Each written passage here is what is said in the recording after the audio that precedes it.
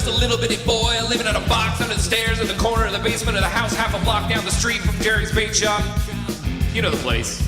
Well, anyway, back then life was going swell and everything was just peachy! Except, of course, for the undeniable fact that every single morning, my mother would make me a big old bowl of sauerkraut for breakfast. Oh, big bowl sauerkraut! Every single morning, it was driving me crazy. I said to my mom, I said, hey, Mom, what's up with all the sauerkraut? And my dear sweet mother, she just looked at me like a cow looks at an oncoming train. And she leaned right down next to me. And she said, it's good for you! And then she tied me to the wall, stuck a funnel in my mouth, and force-fed me nothing but sauerkraut until I was 26 and a half years old. That's when I swore that someday I'll get out of that basement and travel to a magical faraway place where the sun is always shining and the air smells like warm root beer and the towels are oh so fluffy, where the Shriners and the lepers play their ukuleles all day long and anybody on the street will gladly shave your back for a nickel. Waka waka doo doo, yeah. Well, let me tell you, people, it wasn't long at all before my dream came true, because the very next day, local radio station had this contest. See who could correctly guess the number of molecules in Leonard Nimoy's butt. I was off by 3, but I still won the grand prize. That's right, a first-class one-way ticket to Albuquerque. Albuquerque. Oh, yeah. You know, I've never been on a real airplane before, and I can tell you it was really great. Except for the having to sit between 2 large Albanian with them with excruciatingly severe body odor. And the little kid in back of me kept throwing up the whole time. The flight attendants ran out of Dr. Pepper and salted peanuts. And the in-flight movie was Biodome with Pauly Shore. Oh no, yeah, 3, the airplane engine burned out. We went into a tailspin and crashed into a hillside. The plane exploded in a giant fireball and everybody died. Except for me. You know why?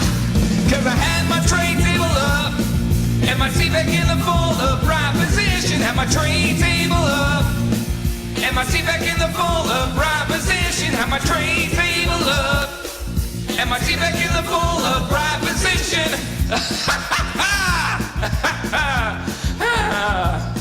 So I crawled from the twisted burning wreckage. I crawled on my hands and knees for 3 full days, dragging along my big leather suitcase and my garment bag and my tenor saxophone and my 12-pound bowling ball and my lucky autographed glow-in-the-dark snorkel. But finally I arrived at the world-famous Albuquerque Holiday Inn, where the towels are oh so fluffy and you can eat your soup right out of the ashtrays if you wanna. It's okay, they're clean. Well, I checked into my room and I turned down the AC and I turned on the SpectraVision. I'm just about to eat that little chocolate on my top pillow that I love so very, very much when suddenly there's a knock on the door. I said, who could that be? I said, who is it? There's no answer. Who is it? No answer. Who is it? They're not saying anything. So finally I go over and I open the door, and just as I suspected, it's some big fat hermaphrodite with a flock of seagulls haircut and only one nostril. Oh man, I hate it when I'm right. So anyway, he burst in my room and he grabbed my lucky snorkel. I'm like, hey, you can't have that. That snorkel's been just like a snorkel to me. He's like, tough. I'm like, give it. He's like, make me. And I'm like, okay. So I grabbed his leg and he grabbed my esophagus and I bit off his ear and he chewed off my eyebrows and I took out his appendix and he gave me a colonic irrigation. Yes, indeed, you better believe it. But somehow in the middle of it all, the phone got knocked on the hook. And 20 seconds later, I heard a familiar voice. And you know what it said? I'll tell you what it said. It said, if you'd like to make a call, please hang up and try again. If you need help, hang up and then dial your operator. If you'd like to make a call, please hang up and try again. If you need help, hang up and then dial your operator in Albuquerque. Albuquerque. Well, to cut a long story short, he got away with my snorkel. But I made a solemn vow right then and there that I would not rest. I would not sleep for an instant until the one-nostriled man was brought to justice. First, I decided to buy some donuts. So I got into my car and I drove over to the donut shop, and the guy behind the counter, he says, yeah, what do you want? I said, you got any glazed donuts? He said, no, we're out of glazed donuts. He said, you got any jelly donuts? He said, no, we're out of jelly donuts. I said, you got any Bavarian cream-filled donuts? He said, no, we're out of Bavarian cream-filled donuts. I said, you got any cinnamon rolls? He said, no, we're out of cinnamon rolls. I said, you got any apple fritters? He said, no, we're out of apple fritters. I said, you got any Blair Claws? He said, wait a minute, I'll go check.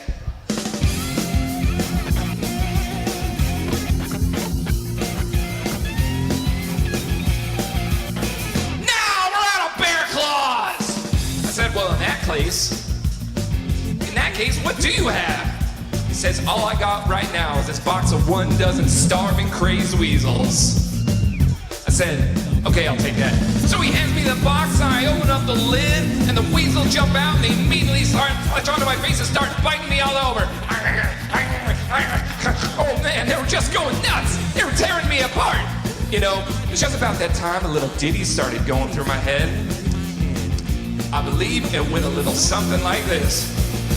Ah! Get him off! Get him off! Get him off me! Ah! Ah! Get him off! Oh God! Oh God! Ah! Get him off! Ah! Ah! Get him off! Ah! Get him off! I ran into the street with these flesh-eating weasels all over my face, waving, just running around like a constipated wiener dog. And luck would have it, that's exactly when I ran into the girl of my dreams. Her name was Zelda. She was a calligraphy enthusiast with a slight overbite and hair the color of strained peaches. I'll never forget the very first thing she said to me. She said, hey, you got weasels on your face. Well, I knew right then it was true love. We were inseparable after that. Oh, we ate together, we bathed together, we even shared the same piece of mint-flavored dental floss. The world was our burrito. So we got married, we bought us a house, we had 2 beautiful children, Nathaniel and Superfly. Oh, we were so very, very, very happy. Oh, yeah.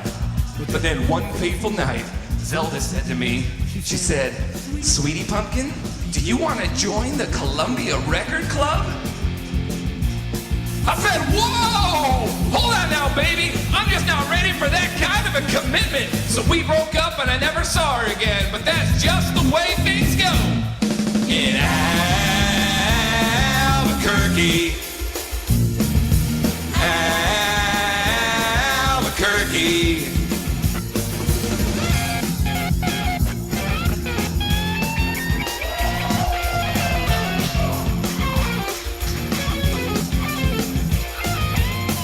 Anyway, after that, things really started looking up for me because about a week later, finally achieved my lifelong dream. That's right, I got me a part-time job at the Sizzler. I even made Employee of the Month after I put out that grease flyer with my face. Oh yeah, everybody was pretty jealous of me after that. I was getting a lot of attitude. Okay, like one time I was out in the parking lot trying to remove my excess ear items with a golf pencil. I see this guy Marty trying to carry a sofa all the way up the stairs by himself. So I say to him, I say, hey, you want me to help you with that? And Marty, he just rolls his eyes and goes, no, I want you to cut up my arms and legs with a chainsaw. So I did. And then he gets all indignant on me. He's like, hey, man, I was just being sarcastic. Well, that's just great. How was I supposed to know that? I'm not a mind reader for crying out loud. Besides, now he's got a really cute nickname, Torso Boy. So what's he complaining about? Say, that reminds me of another amusing anecdote. This guy comes up to me onto the street and tells me that he hasn't had a bite in 3 days.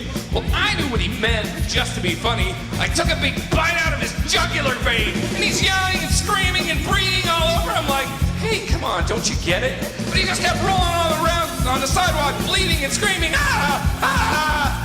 you know, completely missing the irony of the whole situation. Man, some people just can't take a joke, you know. Anyway, where was I? Kinda lost my train of thought.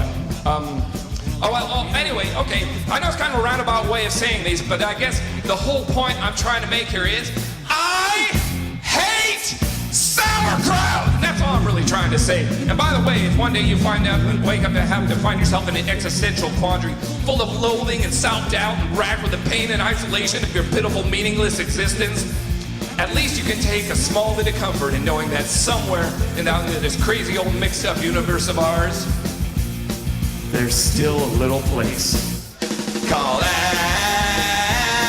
Albuquerque. Albuquerque.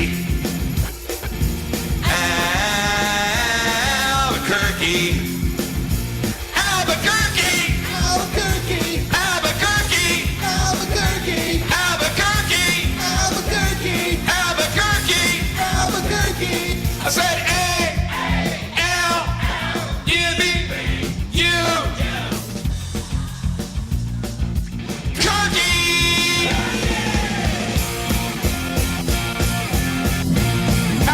Albuquerque, Albuquerque, Albuquerque, Albuquerque, Albuquerque, Albuquerque, Albuquerque, Albuquerque, Albuquerque, Albuquerque, Albuquerque, Albuquerque, Albuquerque, Albuquerque,